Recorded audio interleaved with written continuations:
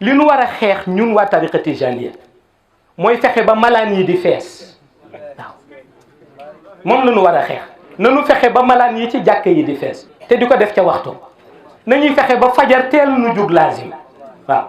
nanu fexe ba sopp Mawlaay Cheikh Ahmad Tijani ba mu jeex suñu xol waaye nañu fexe ba mag mu liggéeyal Cheikh rek buñ la gisee nanu nangu nekk sa taalibe du sa jëmm mais jëmmi Cheikh ata waaw suñ ko defee trouvé nañu garabu tariqa bi loolu mooy garab gi waaye bu ñu nekkee axiru zaman ñu bare dootuñu xam fu ñuy teg seen tànk te ñëpp xam nañ ni lii mooy réalité ku ci bokk ak ku ci bokk waaw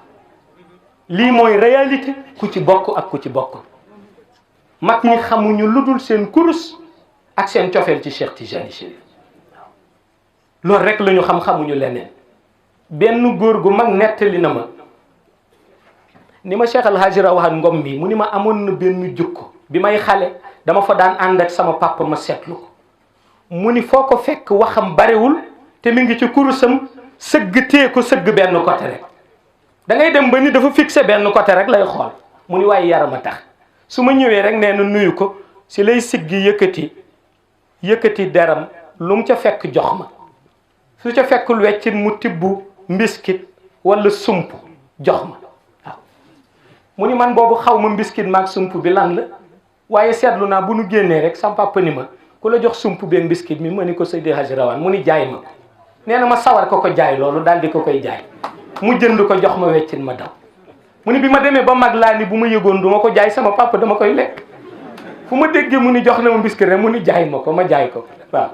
fekk boobu moom papa mi ngi bëgg barkeelu ci loxo nitu yàlla yi nga xam ni lu nu tibb yàlla barkeel ko waaw parce que ñoom loolu la ñu xamul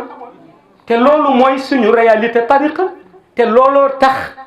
yonent bi jox tariqa bi Mawlaay Cheikh Ahmad Tijani xam nga ni yonent bi du joxe mukk lu tàkk suuf waaw waaye du joxe mukk dara pour caaxaan kon nañu moyetu di def tariqa bi mouvement du mouvement nañu moyetu di ko def champ de bataille du champ de bataille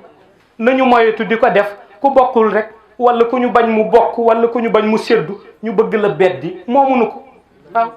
balaa nga naan nit roccil sa loxo ci añ bi da ngay bàyyi ba nduggi woon marché ba togg añ bi ba joxe dépasse Cheikh nduggi moo togg añ bi moo joxe dépasse kenn joxewul dépasse waaw lu ca waay am rek yéene ko su ko defee yàlla defar sa mbir te loolooy réalité bi